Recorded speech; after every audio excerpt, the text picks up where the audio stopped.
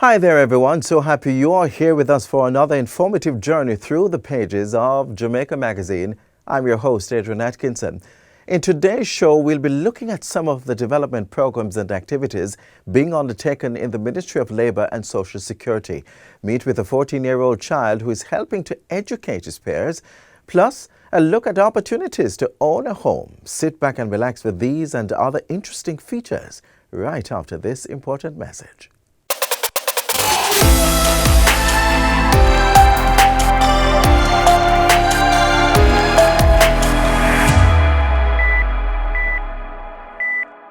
The Ministry of Labour and Social Security is advancing its mission of promoting a responsive labour market and delivering effective social protection programs for Jamaicans. Follow us as we look at some of the work being undertaken this fiscal year.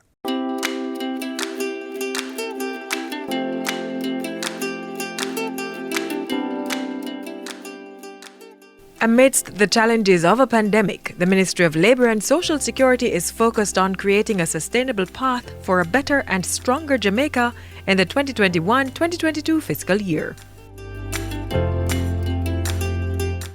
And so we have set aside $100 million to be provided for members to identify and be able to give support for the poor and vulnerable within their constituents.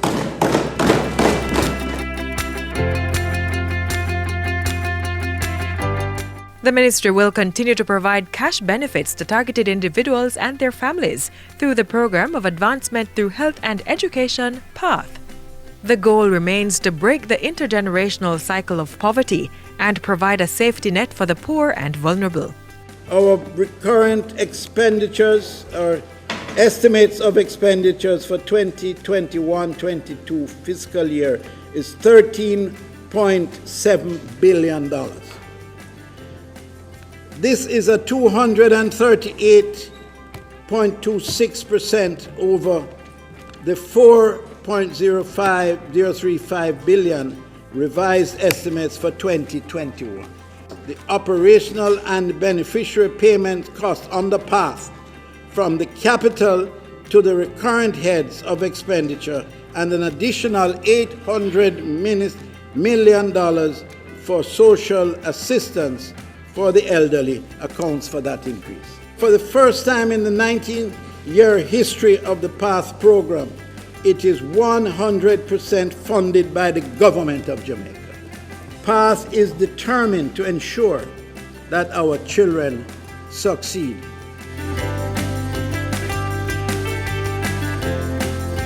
Very thankful for allocating $800 million for the social pension program this year.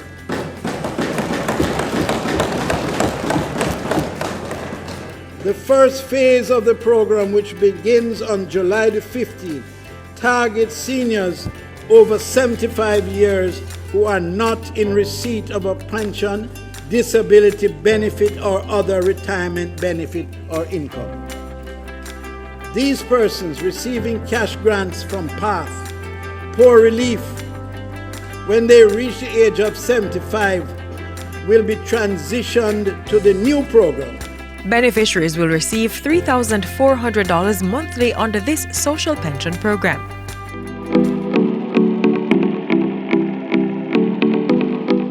Through the Social Intervention Program, SIP, the ministry will be empowering more of the country's youth to achieve sustainable employment possibilities and entrepreneurial benefits.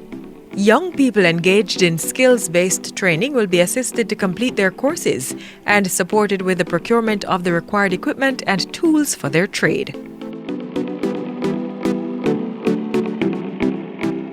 Government is also revising the national policy for senior citizens to provide a comprehensive framework for addressing the needs of the aging population. A draft revised policy will be resubmitted to Cabinet for approval as a white paper this fiscal year.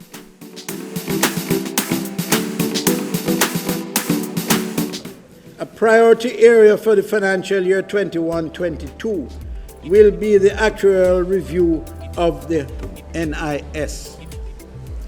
This will shed light on the financial performance since the last review in 2016. Results of the actuarial review will also guide any increase in NIS benefits. For the upcoming year, the National Insurance Fund intends to focus on several high-priority areas, including investments across the real estate market, fixed income and equity sectors, and the increase in the insurable wage ceiling for the NIS. The ministry will also carry out major work to create improved office space and customer service. The fund is still actively carrying out development work for selected NIS offices across the island. The Kingston and St. Andrew Parish office is to be renovated at a cost of $176 million.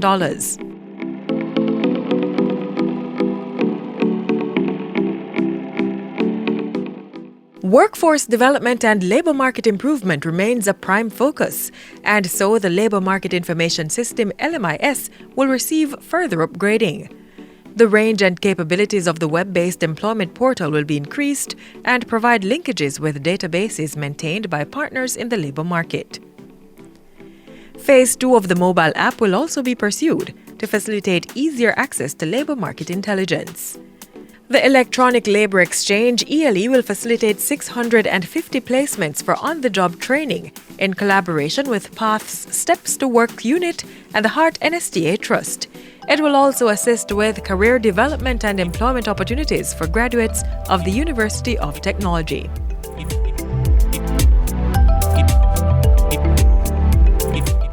The Ministry's work permit processing system will be further modernized this financial year to achieve a fully web-based application and approval process as part of its labour market improvements. The Ministry of Labour and Social Security will continue to maintain industrial relations harmony for the current fiscal year through its tripartite dialogue and public sensitization. A newly completed St. James Industrial Dispute Tribunal Parish Office will be opened to facilitate the settlement of disputes. The Ministry will launch an extensive public awareness campaign this year, focusing on community-based interventions against child labour. Partnerships with other government stakeholders will also be strengthened under the National Action Plan to eliminate child labour. And implementation of the child labour risk identification model will be used to provide assistance to targeted communities. The Overseas Employment Orientation Program is continuing to seek out work opportunities for Jamaicans. There will be 3,500 new workers for both the Canadian and United States agricultural programs through a pre-selection recruitment exercise, with members of Parliament playing a key role. In the future, all persons selected to travel would come from a pool chosen by the members of Parliament, and others, but minimally so, primarily from the members of Parliament. And that is the basis on which we're going to go forward. Those are just some of the major plans of the Ministry of Labour and Social Security for this fiscal year.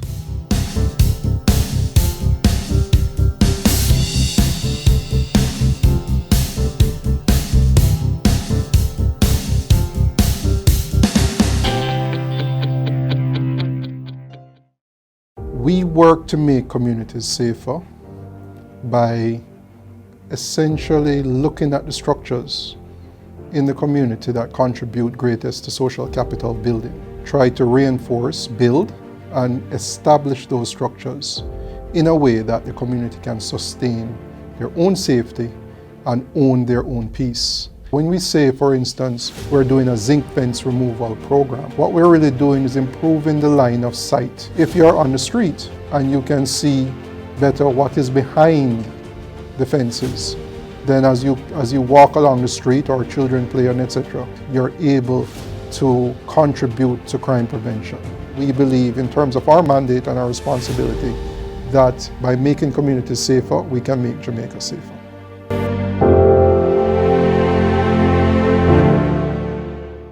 In our Western Roundup segment this week, team member Nikita Sterling takes us to a community in St. Anne to meet a 14-year-old who is proving himself a budding nation builder.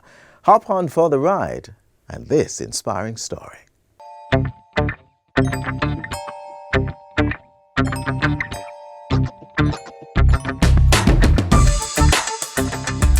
What was your focus at the age of 14? Probably playing with friends, watching TV, or if you were studious enough, reading, right?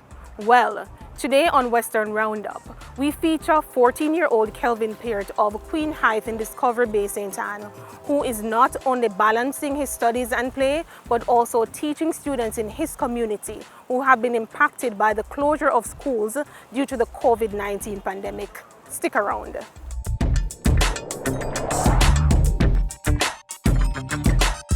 When Kelvin Peart, a grade 8 student of Ferncourt High School in St. Anne, transformed an old bar adjacent to his home into a classroom, his only intention was to assist a few students who were not adequately engaged throughout the days.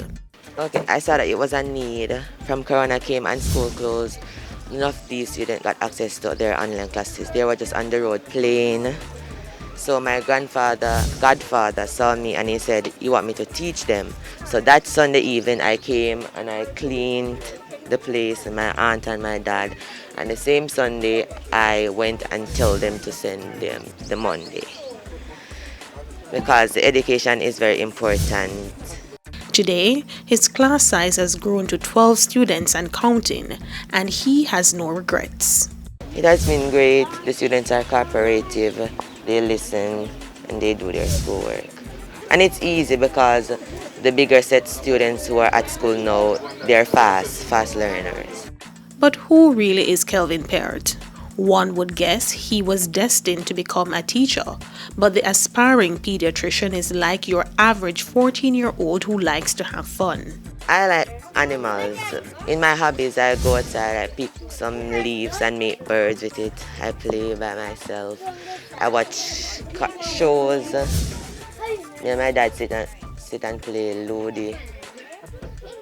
And we are teaching my stepmother now how to play it. The actions of young Peart has warmed the hearts of not only his community members, but also stakeholders such as Education Minister Favour Williams, who has hailed Kelvin for taking on the selfless task. I felt it necessary to be out here today to commend him for the work that he's been doing. Not a lot of young men of his age would have had the thought to help others, in terms of their educational pursuit. But he did. He brought the children here, and despite the fact that the circumstances might not be perfect or the best, but nevertheless, he gathered them around and he's doing the best that he can in terms of engaging them in their educational journey. We value education in Jamaica, and we value education among our young men in particular. And so when you see a young man like Kelvin, who is attending high school and has this sense about him, you have to commend him and hold him up as an example of what we would like to see in our young men or young boys as they progress through life. Kelvin is my past student, and he was our deputy head boy in 2018. Kelvin has always been a very strong leader, a student who takes initiative. And for that, I am beyond elated. I'm so proud of him and this initiative and what it affords him and how he has grown and will continue to grow from this experience. I'm very, very, very proud. I would not want to be anywhere else this morning than here, supporting Kelvin and this initiative and the collaboration and partnership, because a few of my students are also here, and we would have solidified a partnership from the onset of COVID, where worksheets are delivered, worksheets are collected, along with other tangible needed resources. So Kelvin doing this, taking this initiative, looking out for our nation's children, as a child himself, it must be applauded. His parents too are expressing joy and a feeling of accomplishment for the work of their son. I'm so proud of this young man. I try everything with him. And he make me so proud that I don't know. Words cannot explain. I feel so proud of him. I'm very, very proud of him. I pray that God may continue to watch over him guide him and protect him from all harm and danger. I want him to know that mommy always love him and continue to do the good work. So, what does a normal school day in Kelvin's classroom look like? I keep devotion with them, I mark the register, I set work on the board, first subject mathematics, I ensure that they understand, ask them if they understand. If they say yes, I write on the board and call them up to do it. Because some of the times they say they understand and then end up getting them wrong. Then while they're doing their schoolwork, I do mine also. When I get break, I give them break and rotate the process. As he continues to take care of the needs of his peers, the school administration at the Fern Court High School is also doing their part in taking care of him. Kelvin has since received a full scholarship for the duration of his time at the institution, and through a partnership with Life Skills Publishing and the Ministry of Education, he will participate in a 4-month social and emotional learning program. Meanwhile, Kelvin also received classroom supplies, including books, pencils, and other items to assist with his efforts. Additionally, 6 students tutored by the teenager received tablet computers courtesy of the Rotary Club of New Kingston and SIM cards with 1 year free data. Yay, Kelvin! We too salute Kelvin for the work he has been doing in his community. Thanks for joining us for Western Roundup, where we take you from the corners of St. Elizabeth to the hilly terrains of St. Anne. Remember to send your feedback to jismobe@jis.gov.jm. Until next time, take care.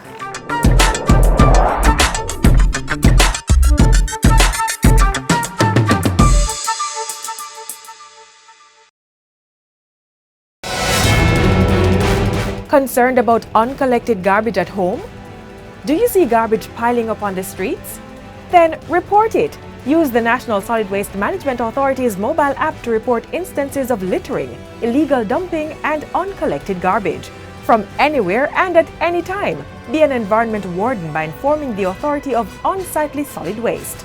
You will be notified when your report has been received by the NSWMA, as well as when the matter is resolved. Download the app from the iOS or Android app stores by typing in NSWMA. Play your part, as Jamaica's beauty is everybody's duty. If you've been to Montego Bay, the island's tourism mecca and a prime holiday hotspot, and ever wanted to relax at a free beach and park, well, dream about it no more. Just head on over and you'll find the newly opened Harmony Beach Park. We were at the opening and now bring you some highlights.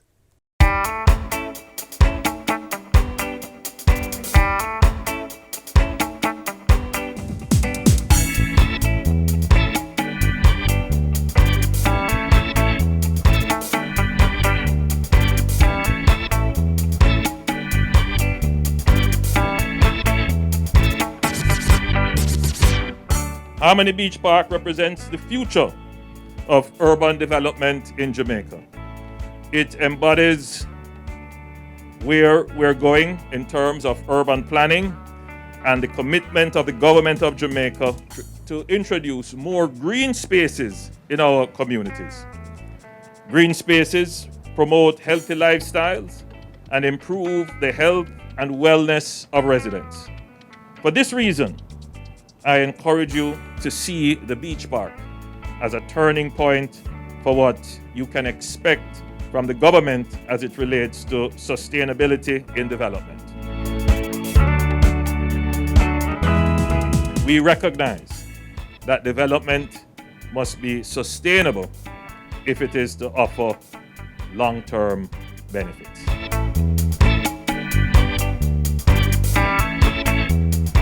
We at M&M feel special,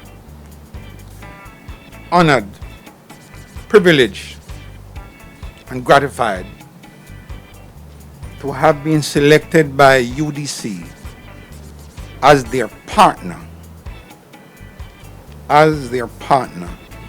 to create this awesome and immaculate park. This 16-acre property, popularly referred to as Dump Up Beach, has been transformed into a state-of-art beach park. This construction was carried out in tandem with the Montego Bay Waterfront Rehabilitation Project aimed at repairing the grounds, protecting the closed harbor, Aquasol and Gunpoint beaches. This beach park is poised to change the city's landscape and provide a world-class recreational facility with a jogging trail, soft and hard landscaping, an outdoor amphitheater, multi-purpose courts, children's playing area, food kiosk, a boardwalk, among other amenities. This augurs well for the city of Montego Bay, not only because of the value which it will add to the tourism product, but will also improve the social lives of our citizens and foster positive interactions. The opening of this park is quite timely and gives the city of Montego Bay a brand new panorama that boosts its profile as a growing metropolitan center while enhancing destination Jamaica. The TEF is very proud to be a part of this groundbreaking initiative, which will help to transform the landscape of our tourism mecca. We look forward to Montegonians and Jamaicans in general enjoying the wonderful amenities this park has to offer with relatives, friends, and visitors alike.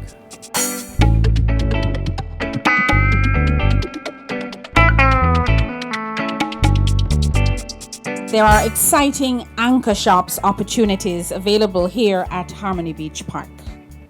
The UDC is inviting individuals to submit proposals to build, lease, and operate anchor shops right here at this beach park. Spaces will range from 3,200 square feet to 5,000 square feet. And for more information on this opportunity, I invite you to visit the UDC website at www.udcja.com/business opportunities.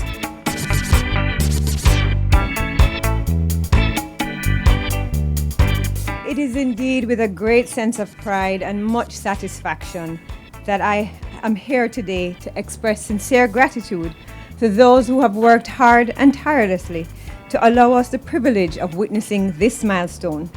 Through the numerous stages of planning, implementation, and now completion and operation, I am proud to affirm the fact that we are all part of a great initiative which has improved the physical and will shape the social and economic landscape and enrich the lives of our citizens.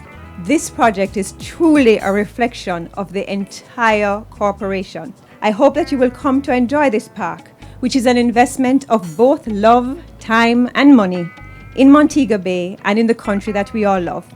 On behalf of Team UDC, be assured that we remain committed to the work of making development happen in Jamaica.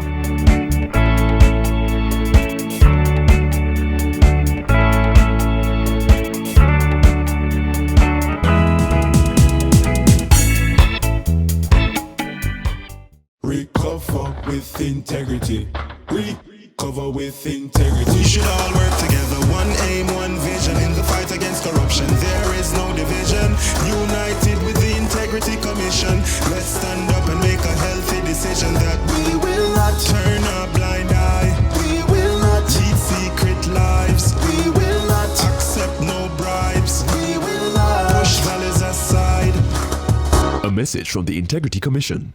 Shelter is a basic human right, and the Jamaican government recognizes this. So the state has devised a program to provide housing for individuals and families who cannot afford to purchase or build one for themselves. Find out more in this next feature. Providing safe, adequate and affordable shelter has always been a preoccupation of the government. This commitment can be seen through the mandates of the National Housing Trust, the Housing Agency of Jamaica and the Jamaica Mortgage Bank. The thrust to provide housing for all Jamaicans can also be seen through the work of the Ministry of Local Government and now the National Social Housing Program.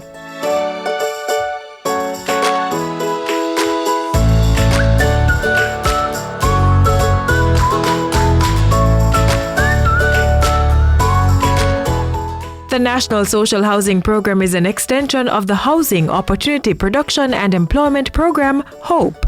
It was developed in 2018 to improve the housing conditions of the country's poor and indigent. The idea is to support the development of affordable housing solutions right across Jamaica. The National Social Housing Program, NSHP, achieves its objectives in 3 ways. The first is the provision of indigent housing. The benefits will be equitably distributed across 63 constituencies, with each constituency receiving 5 units per annum. Then there is the relocation of vulnerable communities. Persons whose lives are in imminent danger will be given priority attention. And then the third modality is the upgrading of tenements, or as we call them, big yards. One such project will be undertaken in each constituency where we can identify tenement yards. The Ministry of Economic Growth and Job Creation has oversight for the NHSP, which is administered by a secretariat. Formed in 2019, the secretariat is headed by National Director Danville Walker. The NHSP delivered its first house in 2019. Since then, 29 houses have been completed at a cost of $250 million. They include 12 3-bedrooms, 11 2-bedrooms, 2 1-bedroom units, and 1 tenement yard, which impacted 3 families. With over 70 persons benefiting from the new social housing program, plans are in place to give even more Jamaicans similar access. 15 units are currently under construction and are on track to be completed by July.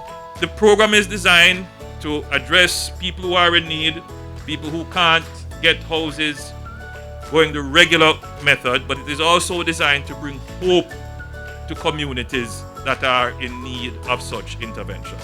So if we can make an impact on this kind of housing situation, then we would have started well down the road to address the issue of housing poverty.